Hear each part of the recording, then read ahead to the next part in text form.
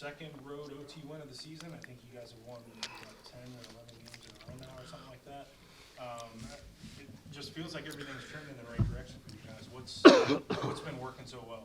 Well, I didn't think that first quarter was trending in the right direction.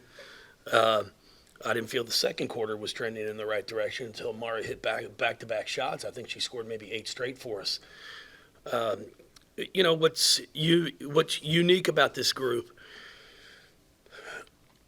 is I think our overall depth. Amari tonight scored 33. I think Aleph may have scored 23 in our Miami game. And I don't know how many other people we've had in the mid-20s. It's just not who we are. We normally will have 5 or 6 that can get 15 to 17. But when you've got 5 on the floor that everybody kind of has to guard. And then we're pretty darn unselfish right now, which is something I'm continuing to preach and really hit hard on. Thursday at Notre Dame, Raina Scott played lights out. And we kept getting her the ball. And everybody was excited about it. It wasn't a situation where I need to get mine now. Hey, she scored her 10, so now it's my turn. It was like, hey, just keep throwing it to her. Tonight, Amari.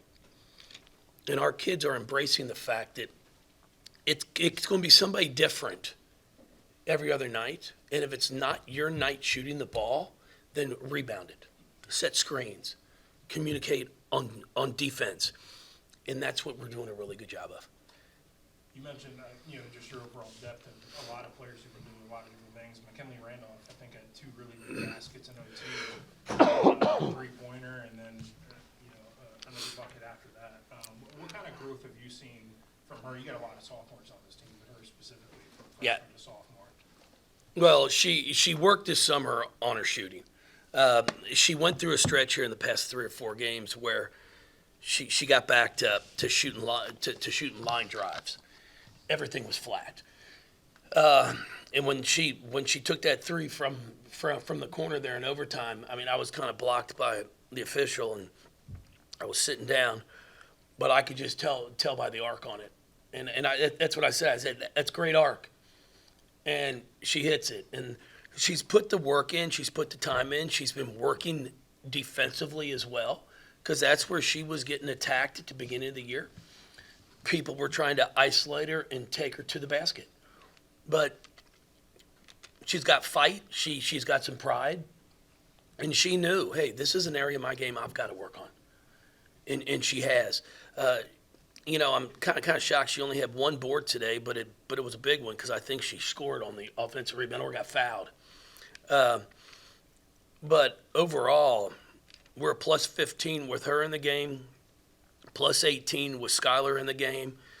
So it's been fun. I'm hoping we'll continue to buy into this team concept and not start worrying about, am I going to be all conference? Am I going to be first team all? I mean, we're a team, honestly, by the time the year ends, we might not have anybody on all conference. Because it's tough. It's like, who do you put? Amari's been playing great, but E's been playing really well too. Taj's been playing, Raina, Laura. So I think we're a team that you look at and you're like, damn, okay, tonight Laura goes 2 for 9. She has 5 points. E has 4, but she has 7 boards. Taj has 4. But then you get Amari steps up and goes for 33. Skylar has 17. Mac has 12. That's what makes us as unique as we are. But now we did not put on a very good 3-point shooting demonstration there in the first half. I let my assistants be in charge of 3-point shooting there in the first half. I took over in the second. NC State entered the day as the best rebounding team in the ACC. What are you guys able to do, especially in the offensive end, to kind of exploit something in there? That was a big focus of ours, was to try to keep Camille off the glass. She's so talented. Tilda as well. They do a great job of getting to the ball. And we thought our guards were going to have to rebound. Our posts were going to do everything we could to keep them off the glass, the bigs, and then our guards were going to have to rebound. But E came up with 7, Laura comes up with 7, obviously Amari comes up with 12. Hardy had 5, Skylar has 5. It's something that we continue to preach. We have to team rebound. Now, it's really the craziest thing because you're going to write down probably that we had 21 offensive boards. It looks fantastic. We scored 12 second chance points. Do you know how bad that is? I mean, we played Annie over. We miss it, get it, miss it, get it, miss it, get it, miss it, get it, and then they would get the rebound. So then everybody's like, man, we had 21 offensive rebounds. They ended up with 8 or 9 and got 8 points off of them.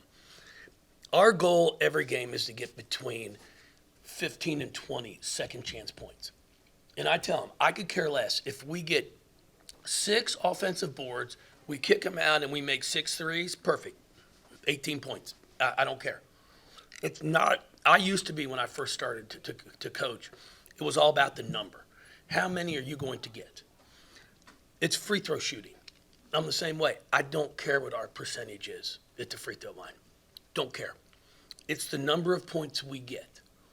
We have gone and played games where we have shot 50%, but we'd make the first, we miss the second, we get the rebound, kick it out, we hit a 3. So now we just scored 4 points on what would have been 2 if we make 2. So we really work hard on going after offensive rebounds at the free throw line as well.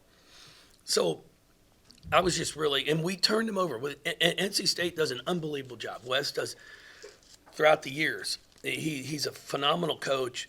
His kids take care of the basketball, and for us to turn them over 19 times was not characteristic of what they do. And then we did do a great job of scoring in transition, which was something that we had talked about before the game started. After the North Carolina game, you were talking about Amari, and you said that if she can figure it out, she can be one of the best players in women's college basketball. Was this her figuring it out, and what do you think his? I'll tell you a week from today. Yeah. It's the consistency. She is such a she's such a great kid that I'm telling you, it probably hurt her to take 23 shots. Like, she'd rather pass it. Complete opposite of me. I'm like, babe, if I could shoot it and score like you would, I used to joke, I tell our post players all the time, we'll work on post entry passing. I'll jump in the drill and I'll fake the pass and then I'll shoot it. And I'm like, guys, if I miss it, that's my pass to you. Get the rebound. But Amari wants to always get everybody else involved, but she's such an elite scorer. I'd love to see her get 14 to 20 shots every single night. But that's a mindset to try to change, because she does want to get everybody else involved, and she enjoys seeing others' success as well.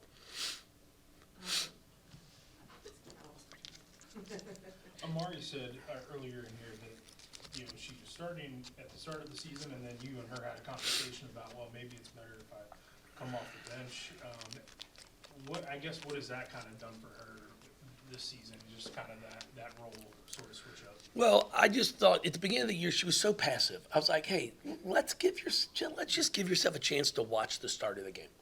Let's just watch it and then see how that goes. And I think it took some pressure off of her as well. And she's embraced it. And that's the thing. I tell her all the time, when Dana Evans was here as a sophomore, she had earned the starting point guard spot. But for our team, Erica Carter was better starting. Just because of the fact then when I put Dana in the game, our tempo increased. And Dana embraced it as well. She was like, Coach, whatever's the best thing for the team, I'm willing to do. And the kid was sixth player of the year her sophomore year. And then obviously goes into the starting lineup her final 2 years, and player of the year as a junior and senior. It's not going to impact the minutes they play. It's just, it impacts the handshakes. All the BS they all do, the kick in the foot and all that crap, which is why on the road, I don't even let them go out. I talk to them. Yeah.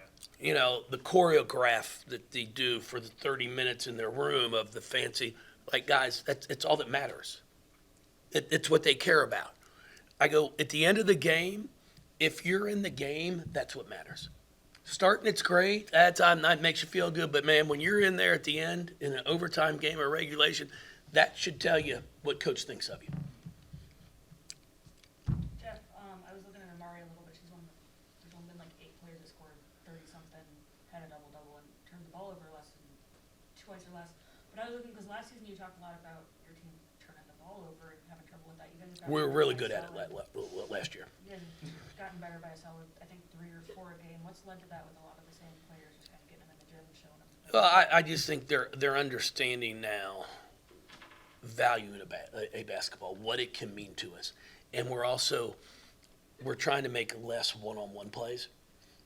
We're doing a great job of coming off a ball screen. If somebody jumps in the passing lane, we're making the pass to a teammate who's then knocking down the shot. So I think that's been a big part of it. You know, you look at tonight's game, it was uncharacteristic of Raina to turn it over 6 times. I mean, she had 6 of our 13, which is uncharacteristic of her. So I thought overall we did a great job of taking care of the basketball. Then she bounces back and she has 5 assists. So, you know, we just got to keep getting better each day.